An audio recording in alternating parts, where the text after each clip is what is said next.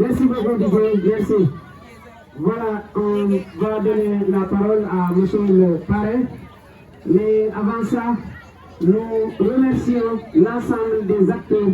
qui ont permis à la réussite de cette journée. Merci à M. le parrain et son équipe. Donc il y a Mbaye Diouf, Madi John, Moussa Ning, le coordonnateur de PASTEF. Il y a aussi Ibrahima Diop, il y a Fatou Senghor Mbando, il y a Madame Sen, Fatou Bass, nous la délégation BIEP, mais on est très content de votre présence aujourd'hui. Donc l'image, la beauté de cette image, regardez Madame le maire à côté de Paris, vraiment ça veut dire qu'en politique c'est la fraternité, c'est l'entraide, c'est la solidarité, c'est le secret pour développer son terroir. Non à l'animosité, non à une opposition insensée malsaine. Vraiment content de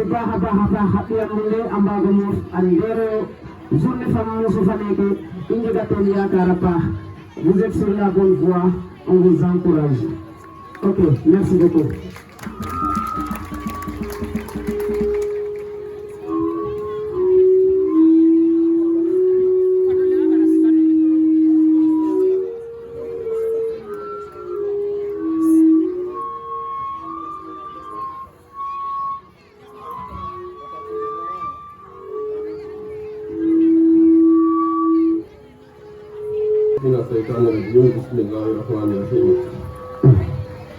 Monsieur le chef du village de Moundé,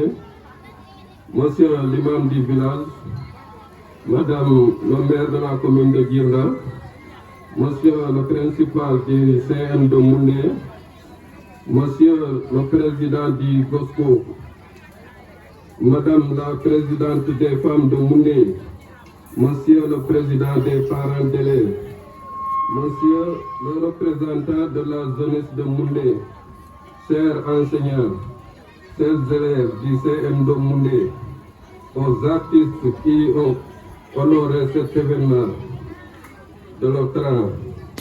mesdames, messieurs, les invités, chers assistants, c'est avec sincère émotion et une profonde humilité que je prends la parole à ce jour particulier. Permettez-moi avant tout propos d'exprimer ma gratitude la plus vive au GOSCO du CM de Moundé pour l'honneur insigne qu'il m'a accordé à mon désigné parrain de cette cérémonie.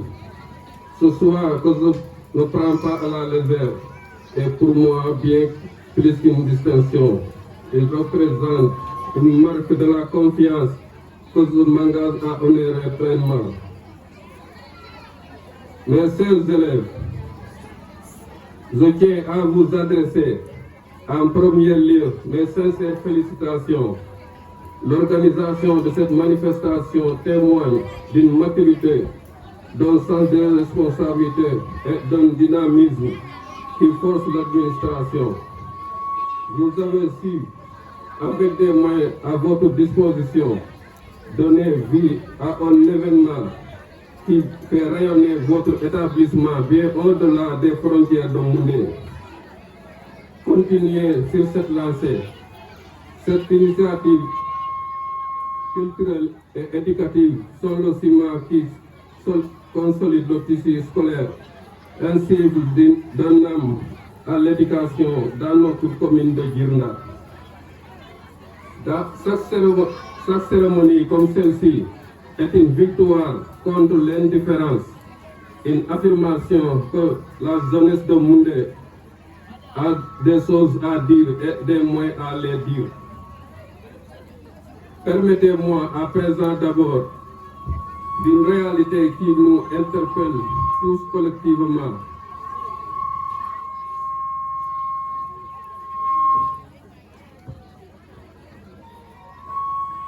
Celle individuelle et le développement communautaire. Dans des localités rurales, on continue de roser silencieusement les espoirs de nombreux enfants. Des élèves brillants quittent les bancs trop tôt emportés par des difficultés économiques, des mariages précoces ou simplement de manque d'encouragement. C'est un drame que nous ne pouvons nous permettre d'ignorer. À vous, chers élèves, je dis ceci. Chaque jour passé en classe est une pierre posée sur l'édifice de notre futur. Persévérez même quand le sommet semble ardu.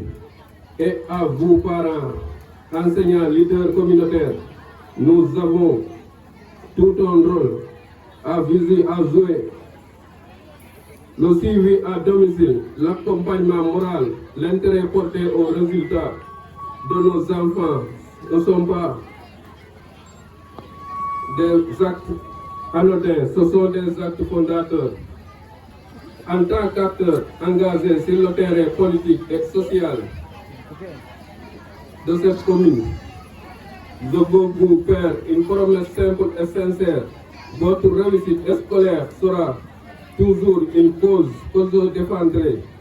non par le calcul, non par le discours de façade, mais parce que je suis convaincu qu'une commune qui investit dans l'éducation de sa jeunesse récolte demain des citoyens éclairés, des décideurs intègres, des bâtisseurs accomplis.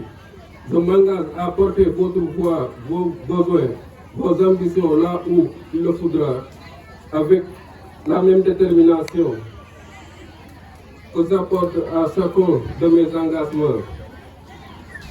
Avant de conclure, je voudrais une fois vous remercier du fond du cœur, le gospel aussi du CM de Moundé pour la confiance accordée. Ce parrainage m'oblige et j'assume avec fierté. Je tiens également à saluer chaleureusement les membres de ma délégation, la section communale Pastef Girna, dont fait partie la cellule Pastef de Moundé, que j'ai l'honneur de coordonner. Une mention spéciale s'impose pour son coordonnateur Moussa Ny,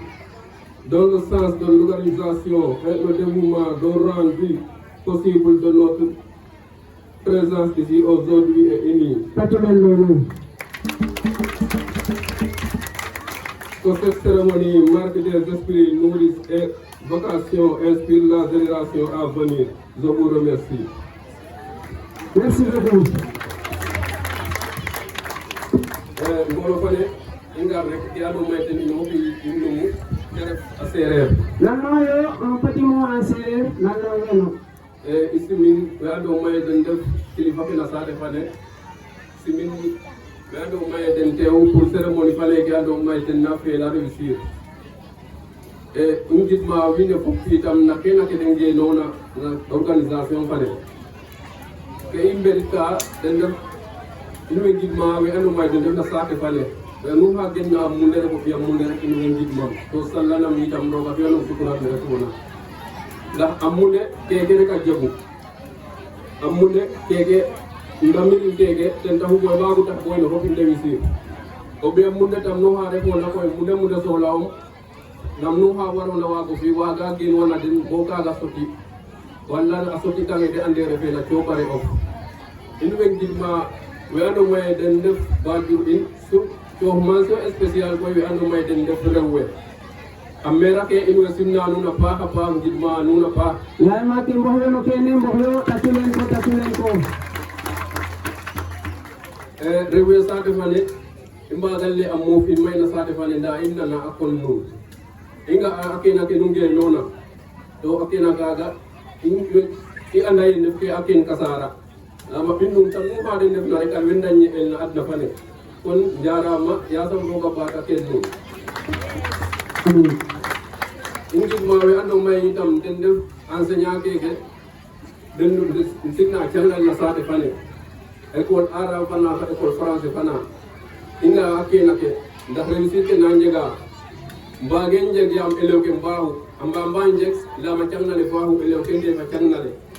a cangna faaxanga to elew ke ndew firan a nana ɗoma nda roga taxanga bo a dimbale a in a cangnale fa elew ke njaɓa njang fati ngidma roog to ɓaato ñanale rin e i coox mention spéciale itam monsieur le principal du CM monsieur Ngom in way ngidmama paax to njaajëfala a kena ke ada ko yoɓere o adonga surtout na sarten cate keke na ina ɗuma ɗum nda yasam roga batum o baddole dal mo wago mo kadi mission fane mission a jangin yoɓere na akken fofa détermination e da taha ko kina réussir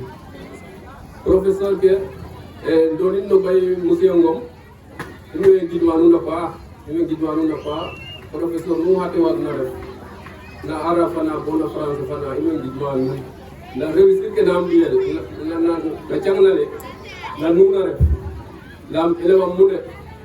retanga bo samedi walla bo dimanche sax a fog na changnum kaga détermination enseignant ref a chang a wagile midi fadanga na samedi a chang jegate na Sénégal layinga akena kenum jegna samedi soir nuna na janga a jega classe ka nanu fiya dimanche soir sax naga nuna ko janga dimanche matin naga nuna ko janga to kaga détermination rek ko nu janga na jangi to nu dafi kalo ken kon mention spéciale. Merci beaucoup. Et dans le gabata nu katan wana nu bita kaga Amin. e ino koy imbage pa itam to indit me madame le maire madame le maire ko ngame administration o kin koy a co hela co kete jegna keke laya o ñoko don taw landa ten maru gene wa kena keke en we ngit mam madame le maire i jaajëfala ak kena ke sate fane am begana wo ke siko na koy refete ke siko na refete mo buga mo andi ke siko na refete Masha Allah. yasam roga tamtom Tatu leen loolu. nuno élève ke ipata yo ndamtirayo élève ke ne den jangta a cotaleng élève ke ɗo maɗom rewe den layegem peran te rewe ɓatanga a bidanoy a ɓatanga cena kor nda mete ref natna sens inverse ref goor we njangater to erreur ke taxna goor we njangater a ref na parent fane a ref na élève fane a ref no yoonoxe na élève fane ken koy ino fop i ngatidin no wo parent fane toujours andine ɓeefa jangta o ɓeefa xesa rek coxin 100 francs comme sukano rek te ref a kat andiro na janga leçon andiro na jange leçon o ɓeefa na jangta o wago suta moyen kollen ne coxan i ñaal nu xa refna 100 francs a ñoomin ka xeefum rek nda xalisana mayna rek ino koy comme waga faali koy jeg 100 francs rek ne coxitana yoɓayo fo bo contrôle giro o ɓeef nda i ɓata yo contrôler a piya ke na cangale ne élève ke njota faxe o côté parent ke bo fa ndiik élève nu xa vacance signa roga tax bo vacance kaga mbel élève ale leyanga ma cota yoɓa yoɓ lool pour o d'accord ten ne to moste naga ke jegerona sens profil o ɓefarnanga ba jeg sens um o damtin kaga to ɓiɗna nu cowel ke ando may tena bugu soom o ɓisina sit ke ando may tena soxla o fankino ten fete ande o ñaka jega jeg kaga ten ref o elewa ande ñaka jega jeg question make inga ake baju ke daña ten to wax deg fa yàlla mi aneke o mu demum de refum nda chance den a ref nda rafetlo num à 100% ten refe mi pisna yiif den mbat e mbat maga fa fi teen i bisa yiifa ko élève ke ye o nanga jangka ware waro cox xaalis coxen mbuure ɗumanelo ten leyele koy sutwanga jik keke si to ino we ngenono meke xal ne waaw ino fop ja janglanine fi anda ke ino kina tetli leyati we ando may koy den moofu meke i mbambekin o saxole élève ke te refe a yoona ke o yoon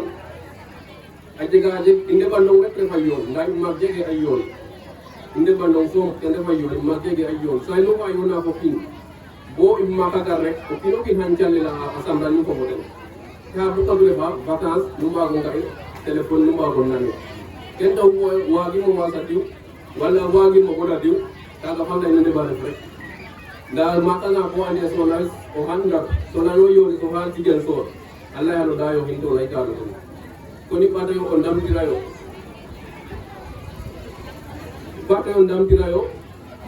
we mbagatirka ten refna affaire ke ando may ten taxu bo i njeg sañ-sañu mbaago ñam parrainage fa neke te ref affaire te ref no Pastef commune de Djirnda in way ngidma den a paax am jega kene ka ando maye a bug a teew meke nda jamano fane ten fiigu jamani bani fika ko indi do ha ngando may wine fop ngero ñu mbaso ak délégation ko ne la mané wol ngay indi ngade ko nete e inde mo ci adina fop surtout ando may ko dem defa munde sel do munde parce que sel do munde simna amal nun jidman nun akena ke nun jegna inga aden lu tete ke kina jegna lu tete ke kina nyak na nda say nu ma indira garna nu biya mbi dole nun to nu dak ke nu biya tatulen lolu il faut pas mention spéciale koy Moussa Gningue ten ref coordonnateur commune de Djirna Pastef commune de Djirna ten ref xoyete egre Moussa Gningue ngajora waxane Moussa Gningue monsieur le coordonnateur parce que gila o ten ando wu mais refa ref o kino xa fexa xama ba fef saate fane ando may ten genum numa xewna mude rek a buga no tewngo a ɗoɓanga ana fogin famille a felanga ana fogin famille donc inu xa refna fogu kaga ɗetate sax inu mbogu parti nda a ɗeta de ni ando maye naga saate o fam buggal ɗom walla naga bugkono saate o keñi owa fogu kaga o gidmangan dore fo Moussa Gningue te ref coordonnateur in a ref kino xa ando maye tam roga alasani yiif a ref o kino xa ando maye a wagane mbolo a adotel yaani buga nu sallanga mo den roga bata kenum bo nu hay sen dola no ten roga afano ten leanu no munde fop koy o binun refu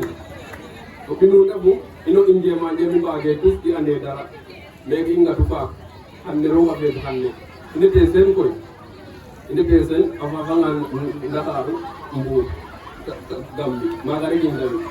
ibuga mbu koy ndam dain ndaxte ino yo'no na ka warna avancer an munde ka warna avancer an commune de Djirna ka warna avancer an Sénégal ngaga ite ni yo'no ha le yo'na la koy imbagira no mbi to munde ando maye denin def tu mbandame kaga wageje no ando maye in yo'no ha den no to biam munde damte ni kaga itam zero restana in da no ha inde na hane to inde rambi munde jiri injiri wala no mo kena in to ki no ha jiri wa patam mo nyawo ino jaji bala nun bala fane ko jigda bala ne jigda monsieur Ngom inga akena ke ate jemma fane a hefno halol da nun jangan binna ando maye akoda to to kaga tinere no rabto ku tena fane koy ane walol dam ko jeg mayer to iya kala rek nda yasam ke ando may te ñu ka to nanu yasam to wago jiri amin yasam te apar ke na ay akite rokka kage dal te ñu ko ilay na ñu do ci aduna pa merci beaucoup monsieur le parrain le message est clair solidarité entraide nous n'avons pas le parrain alayna en termes clair résumé angan te lefi o parrain he ke te layna te refi andega yene andami en sate fane nda pour temba ko mbadi ko made jetta cerna de ndam cita sate fane il faut que sate fane dans un premier temps ambiyo jangoleng andamoro apunyo okino leng nutungon ko muyek pour muna jëriñ wa dëkk bi donc encore une fois monsieur le parrain i contana pa même rek kunu bakina atido content parce que depuis le début, vous avez manifesté une volonté de nous aider. Donc, quel que soit ce que vous amenez, on est très satisfait. Et on se félicite également de votre compagnonnage. Les témoignages ici nous rassurent. On est très fiers de vous. Je m'en vais réitérer le plaidoyer du CM de Moundé. Regardez la toiture. Yakar nañ leen si indi ga yakare comme le delaytna o hina ñaaja bisale amna diga laka bisune ya tafiro donc ine sallana non ñana non nete hatna yasam ka hukuna abutanin ma seeni mebet yalla mi nga xamanteni momon lepp yalla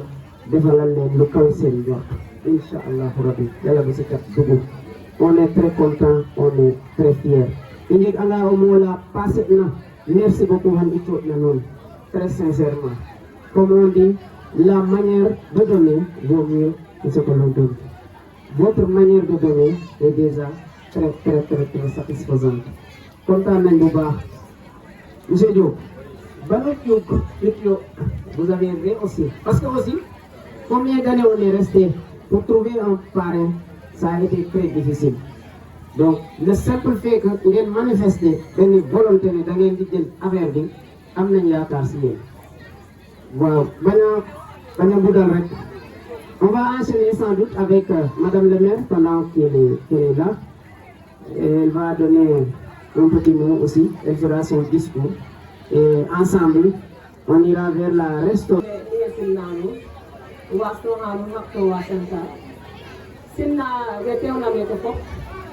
mais sinna AFE président famille école fane mais sinna monsieur Ngom principal sinna professeur ke fop sinna école arabe sinna mon sinna école élémentaire sinna rewe ndefna meke fop andoona yee ten taxu bo itam te neke a jeg ta fale te jegna xane sinna pare fane andoona yee ten waralu i ñaaneke xane kontaan na nuyu tam a paax a paax au passage samedi sinna a nuuru ne a Moussa Gning o kooro pa a bugo kiin a bugo saate a bug commune a jimmi tam kete refna i ngeno meke xane tam pour o ya nuno ndik rek yaam presque ke warena lay fop nam Modou Diop a leya o ngen garta rek te refu élève ke toujours na cangale monsieur ke awe mbiya ke warna des awe njangna ne te wartina mais a cangna leng élève na cangna leng élève ke yoq su comme parent d'élève ke yam hande monsieur fane namo janglana na école o waro surveiller mbinna o finami jangama jang waro jangno ɓes mbinna jangni ɗum donc hatanga men leya toki monsieur ke to monsieur ke mbiya ke warna den o sahoɗaga warlo haccinno senan mane genomi alena CM2 dayu nda her jang fiya ka annaye o élève ha jangna bak sa wajiran ko wango témoin hande yam yonamayo soten kam taccu len lolu inga tangama hande onge ibana lay tabe fe hande kinoy an ga inga se daga sitale sika fakko fuñ do la débat to ñam kan def njangi o kata nga école to lewe yo débat an fofo sika ñam len an kiran to pourtant ya ga élève mo to jël détermination pour atang o ngel lola na mu ko len rakare tabe fe hande o le wer fanga mena Fatou Ba o he janga o passage mi he sami ya Fatou Ba na résultat ko ame dina fiya na Fatou Ba parce que ga anga primaire wu ke rek préscolaire taxul élève yi hatanga mena Fatou Ba o he coowel ke garna école primaire o he coowel a garanga na CM fani no mude illo la bon jeganno ko to commencé o rafa jankate normal len te wartuna artanga ba jeg befen bo yakare arta anyodor jonwa ba sul pour te waro jang ba jinda te so ko commencé fanda hana aboda yoga fi hanga te jeg bak are université roga fi hangiran koy bak fane bo are tanga université même ne ko kanje tinon tali yaka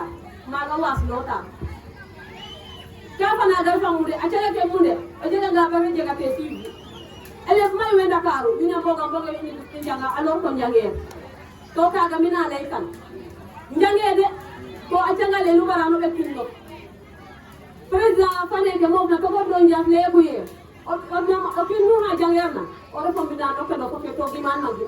parce que jara nga gara nga so me mbina no ngara fe jallam kampe no mo fa nga o boya te gara to 1000 francs ci ko ga gardien ko no mbina no refo to pourtant o jange nga na te jangna amana kaga to fino ro fe parce que je ke ta fa na ga fa le te tina ro fike go o sa wala ga no te no alle galle maintien des filles à l'école mais on na maman fa ne ke defna maintien des garçons à l'école te refo mu de